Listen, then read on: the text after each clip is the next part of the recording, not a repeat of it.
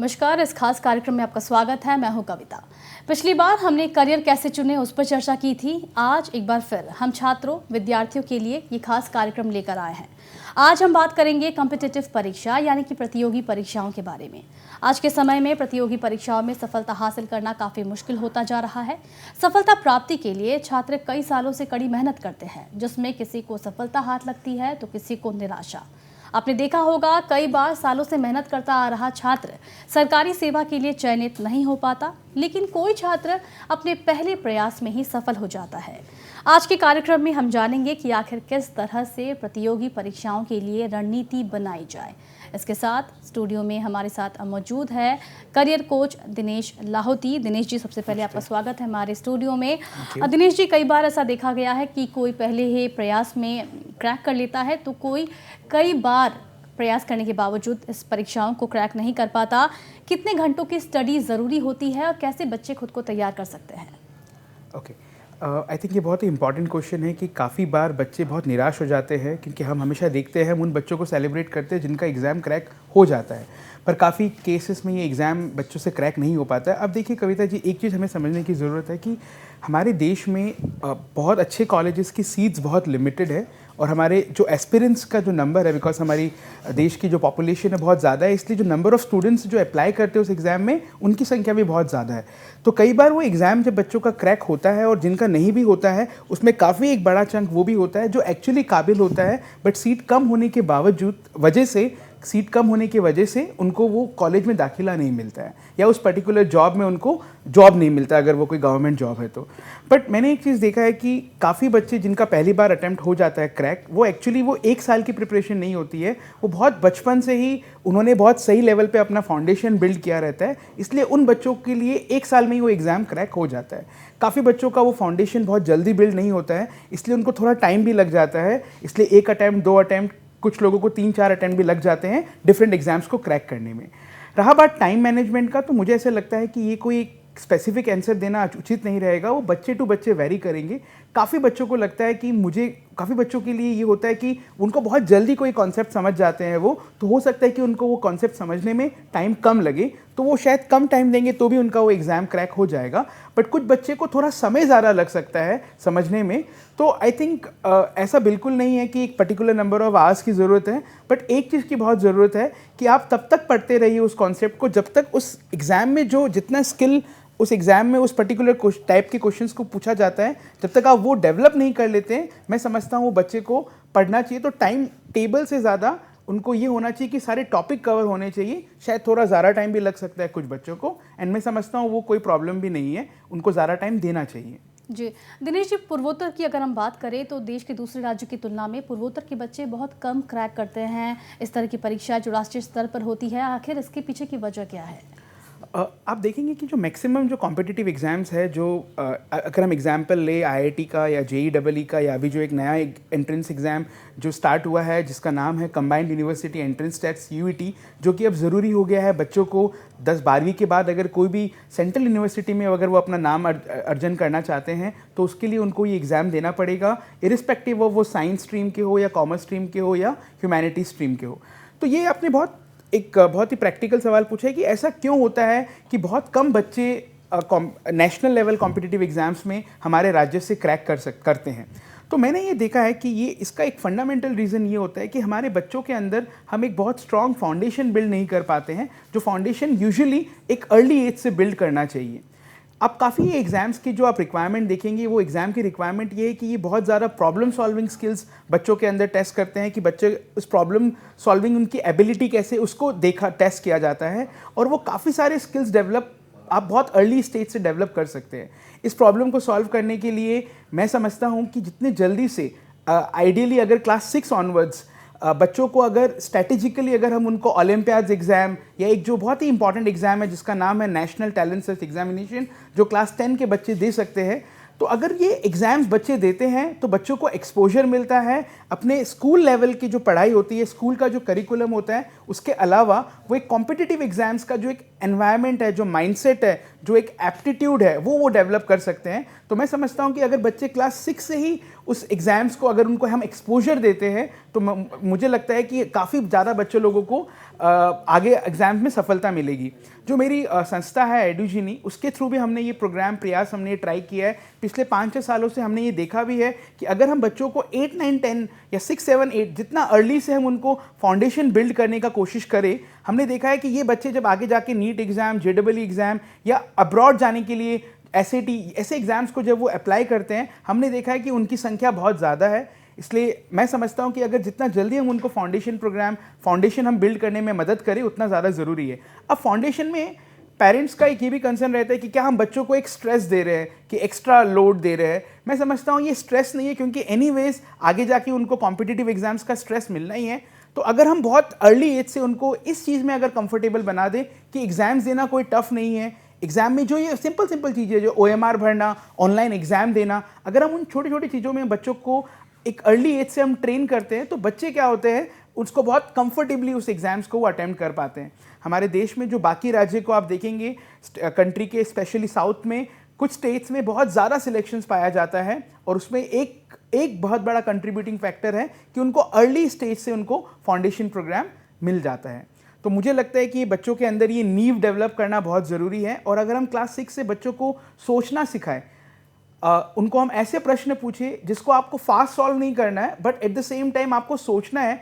और मैं समझता हूँ कि अगर हम सोचना सिखा सकते हैं बच्चों को, तो ये हम बहुत बड़ा कंट्रीब्यूशन देंगे बच्चों को, सिर्फ ये कॉम्पिटिटिव एग्जाम्स में नहीं, आगे जाके जो उनकी लाइफ है उसमें भी उनको वो हेल्प मिलेगा आगे बढ़ने में अपने करियर में। जी बिल्कुल, तो कहीं ना कहीं स्कूल डेज से ही इसकी तैयारी शुरू कर देनी चाहिए अगर आगे बढ़ना है तो।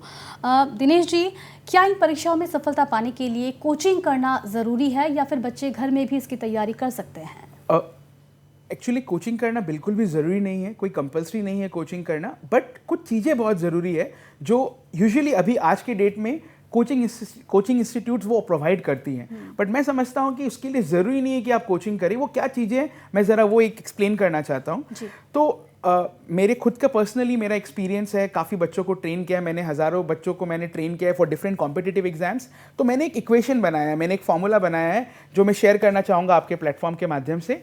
कोई भी कॉम्पिटिटिव एग्जाम में क्रैक करने के लिए मैं समझता हूँ कि 3 बहुत ही इंपॉर्टेंट एलिमेंट्स है। पहला, बच्चों को एक बहुत ही स्ट्रक्चर्ड स्टडी मटेरियल की ज़रूरत है, क्योंकि अगर बच्चे को ये पता रहता है कि वो स्टडी मटेरियल, बच्चों को ये कॉम्पिटिटिव एग्जाम्स में एक प्रॉब्लम क्या होता है, सिलेबस बहुत वास्ट होता है। तो बच्चों काफ़ी अक्सर बच्चे क्या करते हैं, बच्चे अपना एनर्जी वहाँ देते हैं जो ये एग्जाम्स में उन क्वेश्चंस को सॉल्व करने में देते हैं जो कभी वो एग्जाम में पूछा ही नहीं जाता। तो एक अच्छा स्टडी मटेरियल जिसमें ये बच्चों को पता हो कि मुझे क्या पढ़ना है, बट मोस्ट इंपॉर्टेंटली उन्हें ये भी पता होना चाहिए कि हमें क्या नहीं पढ़ना है। तो मैं समझता हूँ पहला बात कि एक बहुत क्यूरेटेड, एक स्टडी मटेरियल, एक अच्छी सीक्वेंस ऑफ क्वेश्चंस, वो बच्चों को बहुत हेल्प करता है। दूसरा, मेरे को लगता है कि कोई भी आप एग्जाम दो, बच्चों को मॉक टेस्ट देना, उस एग्जाम के रिलेटेड जो एग्जाम पैटर्न है उसकी तैयारी करना बहुत ज़्यादा ज़रूरी है। मैं हमेशा एक एग्जाम्पल देता हूँ कि अगर हमें स्विमिंग कॉम्पिटिशन में जाना है तो बहुत ज़रूरी होगा हमारे लिए कि हम जाके तैरें, हम स्विमिंग करें। हम जिम जाएंगे तो एक्सरसाइज करेंगे तो हमारा स्टेमिना बढ़ेगा, बट ये बहुत ज़रूरी है कि हम स्विमिंग करें और स्विमिंग के एनवायरनमेंट में हम अपने आप को ट्रेन करें, मतलब पानी के एनवायरनमेंट में हम खुद को ट्रेन करें। ये वैसा ही है, अगर हम कॉम्पिटिटिव एग्जाम देते हैं, मान लीजिए नीट, CUET, डिज़ाइन का कोई एग्जाम है, आप जो भी एग्जाम दे रहे हैं आप उसका मॉक टेस्ट ज़रूर करिए और पास ईयर के पेपर ज़रूर करिए। वो आपको बताएगा कि ये एग्जाम में क्या स्किल्स बच्चों के अंदर टेस्ट कर रहे हैं वो इंस्टीट्यूट, ताकि वो उनको उसमें एडमिशन मिले। एंड तीसरा एंड मोस्ट इंपॉर्टेंटली, कोचिंग ज़रूरी नहीं है, बट एक मेंटर, एक कोच बहुत ज़रूरी है। और ये कोच आपके पेरेंट्स हो सकते हैं, ये कोच कोई कोचिंग इंस्टीट्यूट के टीचर्स हो सकते हैं, ये कोच आपके स्कूल के टीचर हो सकते हैं, या ये कोच वो हो सकते हैं जिन्होंने ये एग्ज़ाम को क्रैक किया है। ये जो 3 कॉम्बिनेशन है कि स्टडी मटेरियल, यानी कि क्या पढ़ना है क्या नहीं पढ़ना है, प्लस एक एंट्रेंस एग्जाम, मॉक टेस्ट का एनवायरनमेंट, एंड तीसरा एक कोच, एक मेंटर जो आपको ये गाइड करे कंटिन्यूअसली कि आपको ये करना है और आपको ये नहीं करना है, आपको ऐसे पढ़ना है, आपको ऐसे रिवाइज करना है। वो आपको कंस्टेंटली गाइड करेगा ताकि आपके बहुत ज़्यादा टाइम भी बचेगा। एक एग्जाम में एंग्जाइटी होता है, एग्जाम में स्ट्रेस होता है, एग्जाम में एक प्रेशर रहता है, तो ये कोच और गाइड आपको वो हेल्प करेगा। अब काफ़ी हद तक एक इंस्टीट्यूट अगर आपको ये प्रोग्राम ऑफर करता है तो बहुत बढ़िया, अगर कोई स्कूल ये ऑफर करता है तो बहुत बढ़िया, बट अगर ये नहीं भी करता है बच्चे अगर मटेरियल आज के इंटरनेट के डेट में बहुत अच्छे अच्छे materials free of cost available हैं, और मॉक टेस्ट की तो कमी नहीं है। इनफैक्ट गवर्नमेंट भी काफ़ी ज़्यादा मॉक टेस्ट अवेलेबल कराता है। नेशनल टेस्टिंग एजेंसी वेबसाइट है, वहाँ पे आपको बहुत फ्री मॉक टेस्ट मिल जाएंगे, आप जो भी एग्जाम के लिए प्रिपेयर कर रहे हैं। एंड कोच आपको खोजना है। आप अपने अगर एरिया में आप देखेंगे कोई एक स्टूडेंट है जिन्होंने ये एग्जाम क्रैक भी किया, आप उनसे राय लीजिए, वो राय आपको बहुत हेल्प करेगी to prepare your plan effectively. तो कुल मिलाकर कोचिंग की ज़रूरत नहीं है, लेकिन मेंटर की ज़रूरत है जो आपको गाइड कर सके और ये बता सके कि आगे क्या करना है क्या नहीं। हम बातचीत को आगे भी जारी रखेंगे दिनेश जी, लेकिन फिलहाल वक्त हो चला एक छोटे से ब्रेक का।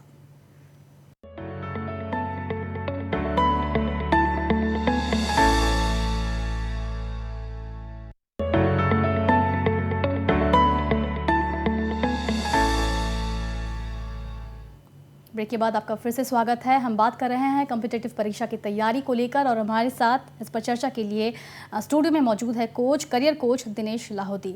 दिनेश जी, नीट की परीक्षा को अब महज कुछ दिन रह गए हैं, 7 मई को परीक्षा होनी है।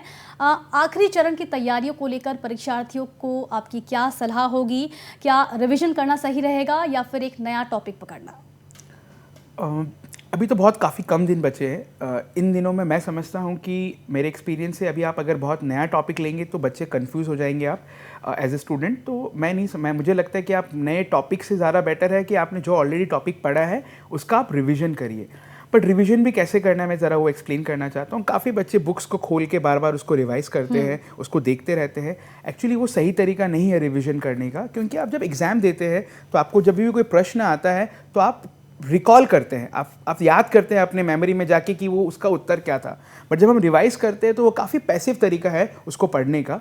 तो आप जब भी कोई टॉपिक को रिवाइज़ करेंगे, मान लीजिए आपको फिजिक्स का कोई टॉपिक को रिवाइज़ करना चाहते हैं, आप अपने एक सिंपल एक पेपर लीजिए और एक पेपर में आप ब्लैंक पेपर लीजिए और आपको जो जो याद आ रहा है उस टॉपिक के, जो भी फॉर्मूलेज थे, जो भी आपने चीज़ें पढ़ी थी, आप उनको सिर्फ बुलेट पॉइंट में रैंडमली आप उसको अपना लिख लीजिए पेपर में। बेसिकली आप क्या कर रहे हैं, आप खुद को ट्रेन कर रहे हैं उन चीज़ों को रिकॉल करने के लिए। एक बार जब आप रिकॉल कर लेंगे और आप फिर उसके बाद 2-3 मिनट का ब्रेक लेके आप फिर से 5 मिनट और ट्राई करिए रिकॉल करने का, आप देखेंगे कि आप और चीज़ों को याद कर पा रहे हैं एक्स्ट्रा 5 मिनट की वजह से।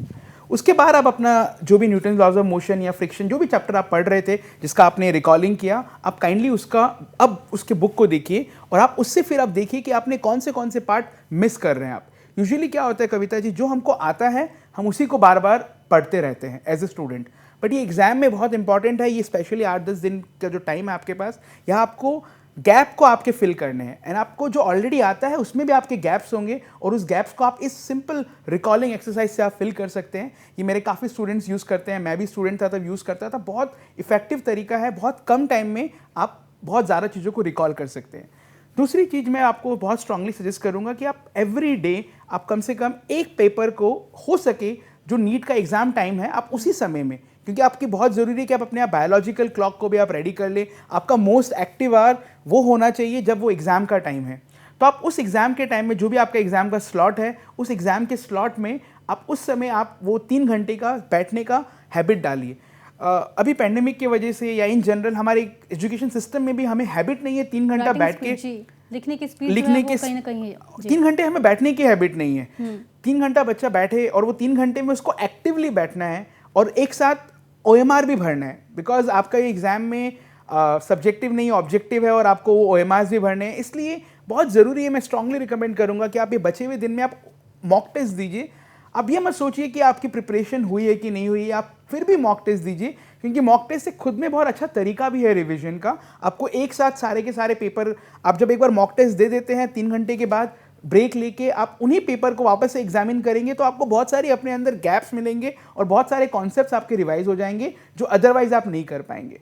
तो ये 2 ही सुझाव मैं देना चाहूँगा कविता जी। एक, रिकॉलिंग करें, जो आपको चैप्टर्स आता है आप उसको रिकॉल करें और अपने जो भी गैप्स है उसको फिल करने का कोशिश करिए।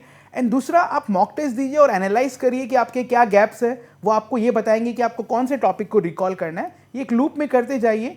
अपने स्ट्रेंथ एरिया पे ध्यान दीजिए, जो आपका स्ट्रेंथ है उसको आप वीक मत करिए। काफ़ी बच्चे क्या करते हैं, जो स्ट्रेंथ है उसको छोड़ते, ही तो मुझे आता ही है, हम कुछ और को देखते हैं। देखिए, नीट के एग्जाम में आपका टोटल मार्क्स देखा जाएगा और आपका टोटल मार्क्स अगर आप कट ऑफ को पार कर रहे हैं तो आपको पर्टिकुलर मेडिकल कॉलेज में दाखिला मिल जाएगा। तो ये समय बहुत इंपॉर्टेंट है, आप अपने स्ट्रेंथ पे फोकस करिए और स्ट्रेंथ को और स्ट्रॉन्ग करिए। और जो जो टॉपिक आपको लगता है आपको थोड़ा सा ब्रश अप करके अगर आप उसको अच्छा कर पाते हैं तो आप काइंडली करिए। तो ये 2 चीज़ें मैं सजेस्ट करूंगा। तो जिस विषय पर आप बेहतर हो आप उसको और बेहतर बनाइए और कहीं ना कहीं टाइम मैनेजमेंट पर ध्यान दें ताकि बाद में जाकर आपको दिक्कत ना हो। दिनेश जी, नीट की तैयारी की अगर हम बात करें तो मेडिकल टेस्ट की तैयारी के लिए कौन सी किताबें सबसे बेहतर हैं और क्या एनसीईआरटी की किताबों के अलावा दूसरे पाठ्यक्रमों पर भी परिचित होना ज़रूरी है? मुझे बहुत अच्छा लगा कविता जी आपने ये सवाल पूछा, क्योंकि ये सबसे कॉमन सवाल है और ये बहुत ही इंपॉर्टेंट है। मैं सब बच्चों को आपके प्लेटफॉर्म के माध्यम से शेयर करना चाहता हूँ। अगर आप एनसीईआरटी, अगर आप नीट का पैटर्न देखें पिछले 4-5 साल के, अगर आप पेपर को एनालाइज करें, अब जान के बहुत आश्चर्य, आपको बहुत शॉकिंग भी लगेगा कि 99, मैं अब बस सेफ्टी के लिए 99 बोल रहा हूँ, it's like almost 100% questions, botany zoology के क्वेश्चंस डायरेक्टली आपको एनसीईआरटी के टेक्स्ट बुक से मिलेंगे। 11वीं और 12वीं की 11वीं और 12वीं के। इसका मतलब अगर कोई बच्चा, आपका जो पहला प्रश्न था कि बच्चा कोचिंग के बिना भी पढ़ सकता है क्या, बिल्कुल हाँ। अगर आपने 11वीं 12वीं के बुक को, उसके कॉन्सेप्ट को अगर आपने समझा है तो आपको 99 to 100% क्वेश्चंस आपको उसी से मिलना है। केमिस्ट्री में भी आप देखेंगे मोर और लेस मैक्सिमम पार्ट आपको टेक्स्ट बुक से ही मिलता है। फिजिक्स में क्योंकि न्यूमेरिकल्स बन सकते हैं तो डायरेक्टली एनसीईआरटी से सारे सवाल नहीं आते, इसलिए फिजिक्स में थोड़ा आपको न्यूमेरिकल का प्रैक्टिस करना रहेगा। बट केमिस्ट्री बायोलॉजी तो आपके लिए एनसीईआरटी टेक्स्ट बुक ग्रंथ है आपके नीट एग्जाम के लिए। अगर आप उसको अच्छे से पढ़ रहे हैं और आप पेपर्स का, आप अगर अपने आप को टाइम मैनेजमेंट, जैसे आपने कहा, अगर आप अपने आप को टाइम कर रहे हैं, बिकॉज नीट में बहुत कम समय में आपको बहुत ज़्यादा क्वेश्चन सॉल्व करना पड़ता है, तो आपका नीट क्रैक करना बहुत ज़्यादा डिफिकल्ट नहीं रहेगा। काफ़ी बच्चे डेविएट हो जाते हैं, बहुत सारे रेफरेंस बुक्स देखते हैं। रेफरेंस बुक्स देखना is not a problem, but आप एनसीईआरटी को आप स्टिक करिए। एनसीईआरटी को लाइन बाय लाइन आप उसको समझ के अगर आप एनसीईआरटी टेक्स्ट बुक को पढ़ रहे हैं और रेफरेंस बुक अपने कॉन्सेप्ट को एनरिच करने के लिए कर रहे हैं, तो मैं समझता हूँ आपके लिए ये काफ़ी अच्छा उपाय रहेगा। तो एनसीईआरटी के 11वीं और 12वीं की किताबों को आप देख सकते हैं जो नीट की तैयारियों के बारे में सोच रहे हैं अगले साल के लिए, क्योंकि इस बार तो 7 मई से शुरू हो रही है परीक्षा। वो एनसीईआरटी की 11वीं और 12वीं की किताबें पर ध्यान दे सकते हैं। दिनेश जी, बहुत सारे बच्चों को हमारे देश के मेजर एग्ज़ाम्स के बारे में पता ही नहीं होता है। आप क्या बताना चाहेंगे, क्या सलाह देना चाहेंगे? 12वीं के बाद बच्चों को किन किन मेजर एग्ज़ाम्स के बारे में जानकारी होनी चाहिए? ओके, आई थिंक ये भी बहुत इंपॉर्टेंट सवाल है कि काफ़ी बच्चों को पता ही नहीं है। तो मैं आपको क्या करता हूँ, मैं आपको अलग अलग फील्ड के अलग अलग एग्जाम्स आपको बताता हूँ। जैसे आप ले लीजिए फॉर एग्जांपल, एक स्टूडेंट है जिसको डिज़ाइन में इंटरेस्ट है और वो डिज़ाइन में कोई करियर परस्यू करना चाहता है। डिज़ाइन में अगेन बहुत सारे एंट्रेंसेस हैं, बट मैं आपको सिर्फ गवर्नमेंट एग्जाम्स के एंट्रेंसेस ज़्यादा बताना चाहूँगा, क्योंकि आप देखेंगे कि जो मैक्सिमम जो अच्छे कॉलेजेस है इन एनी फील्ड, वो मैक्सिमम गवर्नमेंट ओन्ड है। तो आप अगर उन एग्जाम्स के लिए प्रिपेयर कर रहे हैं या उन एग्जाम्स के लिए प्रिपेयर करें तो बाकी एग्जाम्स के लिए आपका प्रिपेयर बाय डिफ़ॉल्ट हो जाएगा। अगर आप डिज़ाइन में इंटरेस्ट है तो आपको मैं 3 एग्जाम रिकमेंड करूँगा। पहला इज़ UCEED, जो एग्ज़ाम आपके 12th के एग्जाम्स के बोर्ड एग्जाम से पहले होता है, जिसके अंदर आपको IIT बॉम्बे, IIT गुवाहाटी जैसे अलग अलग डिज़ाइन इंस्टीट्यूट्स जिस पर डिज़ाइन प्रोग्राम है उसमें आपको दाखिला मिलता है। दूसरा एग्जाम डिज़ाइन के लिए है NID का एंट्रेंस टेस्ट होता है, NID design aptitude test. NID का फुल फॉर्म है नेशनल इंस्टीट्यूट ऑफ डिज़ाइन। यहाँ पे भी बैचलर ऑफ डिज़ाइन का प्रोग्राम मिलता है और ये प्रोग्राम भी आपको, ये एग्ज़ाम भी आपका 2 राउंड में होता है। एक एग्ज़ाम होता है बोर्ड एग्जाम्स के पहले और दूसरा राउंड होता है आपके बोर्ड एग्जाम के बाद। तीसरा डिज़ाइन का एग्जाम है वो है NIFT, national institute of fashion technology. तो ये 3 डिज़ाइन के एग्जाम्स है कविता जी। अगर आप दूसरे सेक्टर में जाएँ, एक बहुत ही पॉपुलर एग्जाम है जिसके बारे में मैंने पहले भी जिक्र किया, वो है CUET, combined university entrance test. इस एग्जाम में आपके 3 अलग अलग टाइप के पेपर होते हैं, 3 अलग अलग टाइप के टाइप्स ऑफ पेपर्स हैं। पहला आपका लैंग्वेज, अब जिस भी लैंग्वेज में आप एग्जाम, लैंग्वेज में इंग्लिश भी होते हैं और आपके काफ़ी रीजनल लैंग्वेज के एग्जाम्स भी होते हैं। बेस्ड ऑन योर कोर्स आपको वो एक सिलेक्ट करना पड़ता है। तीसरा एक और पेपर होता है जिसको जनरल टेस्ट बोलते हैं, जो बेसिक आपका एबिलिटी एप्टीट्यूड टेस्ट करता है।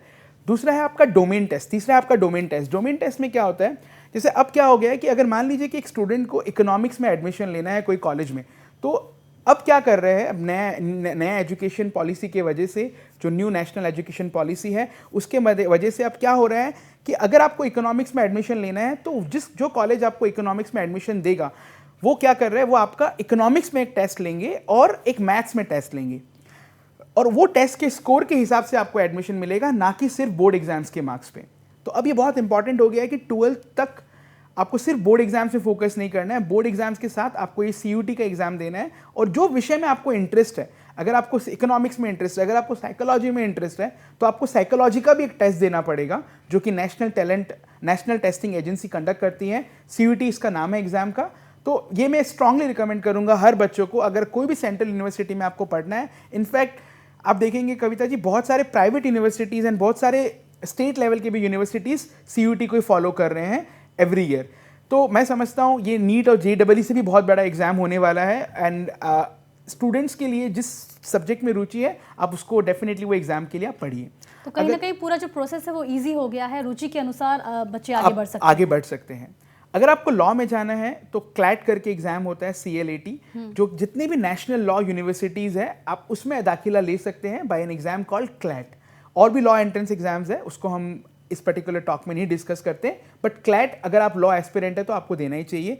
अभी कविता जी क्या हो गया, 12वीं के बाद अगर आपको IIM में पढ़ना है, IIM Indore, IIM Rohtak, IIM में जाने के लिए यूजुअली लोगों को ग्रेजुएशन करने के बाद मौका मिलता है, बट अभी IIMs ने एक प्रोग्राम स्टार्ट किया है, इंटीग्रेटेड प्रोग्राम इन मैनेजमेंट, जो कि 5 साल का प्रोग्राम है, जहां आपको बैचलर्स एंड मास्टर्स दोनों साथ में मिलता है इन अ 5 ईयर प्रोग्राम, एंड आप 12th के बाद डायरेक्टली आप IIM में दाखिला ले सकते हैं। उस प्रोग्राम एग्जाम का नाम है IPM, integrated program in management, और उसके एप्टीट्यूड टेस्ट का नाम है IPMAT। तो अगर आप IPM में इंटरेस्टेड है, अगर आप मैनेजमेंट के प्रोग्राम में इंटरेस्टेड है, तो ये मैं बहुत स्ट्रांगली रिकमेंड करूंगा आपको IPMAT। इसके अलावा अगर आप डिफेंस में रुचि रखते हैं तो NDA अब तो गर्ल्स के लिए भी खुल गई है, तो आप NDA का एग्जाम डेफिनेटली दे सकते हैं, नेशनल डिफेंस एकेडमी। उसका भी एग्जाम 12वीं में 2 राउंड में होता है, 2 अलग अलग स्लॉट में ले सकते हैं आप, 2 आपको मौके मिलेंगे, 2 अटेम्प्ट मिलते हैं बेसिकली। तो आपको NDA भी में हम बहुत स्ट्रांगली रिकमेंड करते हैं उन बच्चों के लिए जिनको डिफेंस में रुचि है। NDA से अच्छा प्लेटफॉर्म नहीं है, 12th के बाद आप डायरेक्टली NDA ऑफिसर की तरह नेशनल डिफेंस एकेडमी में आप ज्वाइन कर सकते हो NDA का एग्जाम क्रैक करके।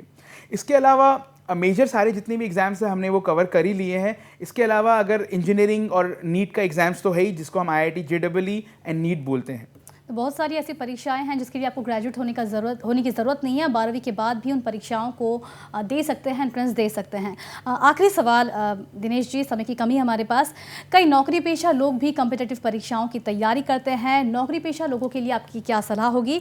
जो ऑलरेडी काम कर रहे हैं वो कैसे कॉम्पिटिटिव परीक्षाओं की बैलेंस करें? अब देखेंगे मैक्सिमम एप्टीट्यूड एग्जाम्स में आपको 3 या 4 सेक्शन पूछा जाता है, चाहे गवर्नमेंट जॉब हो चाहे प्राइवेट में भी आजकल काफ़ी ज़्यादा ये एप्टीट्यूड टेस्ट का चलन शुरू हो चुका है, ऑलरेडी चल ही रहा है।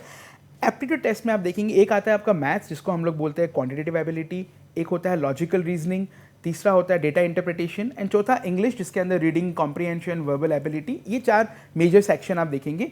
एक 5वां सेक्शन भी है जनरल नॉलेज के ऊपर, जनरल अवेयरनेस, करंट अफेयर्स के ऊपर। तो ब्रॉडली कोई भी एग्जाम देखेंगे तो ये 5 घूम फिर के, कुछ एग्जाम में ये 3 होंगे, कुछ एग्जाम में 4 होंगे, इनका आप प्रिपरेशन करना है। तो करना क्या है बच्चों को, आप अगर ऑलरेडी कहीं पे जॉब कर रहे हैं तो आपको अपने आप को एक शेड्यूल में रखना है कि आप ऑन अ डेली बेसिस आप इन जिस एग्जाम्स को आप टारगेट कर रहे हैं उसके रिलेटेड आप एक स्टडी मटेरियल लेके आ जाइए, या कोई भी एक अच्छे चैनल या अच्छे रिसोर्सेज आप इकट्ठा कर लीजिए, एंड उसके बाद आप उसको रेगुलर बेसिस पे आप प्रैक्टिस करते जाइए। तो आपका ये एग्जाम क्रैक करना बहुत ज़्यादा डिफिकल्ट नहीं है। होता क्या है, काफ़ी बच्चों का मैथ्स बहुत डिफिकल्ट होता है, तो हो सकता है कि वहाँ आपको कोई कोच चाहिए या मेंटर चाहिए। काफ़ी बच्चों का लैंग्वेज इंग्लिश में प्रॉब्लम होता है, तो हो सकता है कि आपको वहाँ कोच चाहिए। आप एक बार, मैं हमेशा रिकमेंड करता हूँ, सबसे पहले आप उस एग्ज़ाम का एक पास ईयर का पेपर कर लो। आप देख लो, आप अगर ये एग्ज़ाम आज देते हो तो आप कहाँ हो, और जो आपके अंदर गैप है उस पर्टिकुलर गैप को फिल करने के लिए आप कोचिंग या मटेरियल या कोच आप देखिए, आपको मिल जाएगा। आज के डेट में कविता जी ऐसे एग्जाम्स के प्रिपेयर करने के लिए ढेरों रिसोर्सेज हैं। अभी वो लैक ऑफ रिसोर्सेज नहीं है, अभी लैक्स ऑफ रिसोर्सेज हैं, और अब बच्चों के लिए चैलेंज हो गया है कि कौन सा रिसोर्स करेक्ट है, कौन सा रिसोर्स रॉन्ग है। अगेन, जिन्होंने एग्जाम क्रैक किया आप उनसे सलाह लीजिए, वो आपको पर्टिकुलर एग्जाम के बारे में आपको हेल्प करेंगे। तो पिछले साल के क्वेश्चन पेपर्स को हल करने में भी मदद मिल सकती है। बहुत बहुत धन्यवाद आपका दिनेश जी, हमसे बात करने के लिए और अपना बेशकीमती वक्त हमें देने के लिए। तो आपने सुना हमारे गेस्ट ने क्या कहा, कड़ी मेहनत और स्मार्ट तरीके से रणनीति बनाकर अगर आप तैयारी करेंगे तो सफलता मिलनी तय है। आत्मविश्वास वो मंत्र है जिसकी बदौलत आप पूरी दुनिया जीत सकते हैं, क्योंकि कहा जाता है कि आपके अलावा कोई भी आपकी ताकत और कमजोरियों को नहीं समझ सकता। उम्मीद करते हैं आज के कार्यक्रम से आपको बहुत सारे टिप्स मिले होंगे, और इसी उम्मीद के साथ आज के लिए बस इतना ही। देश और दुनिया की तमाम खबरों के लिए आप देखते रहिए नॉर्थ ईस्ट लाइव। धन्यवाद।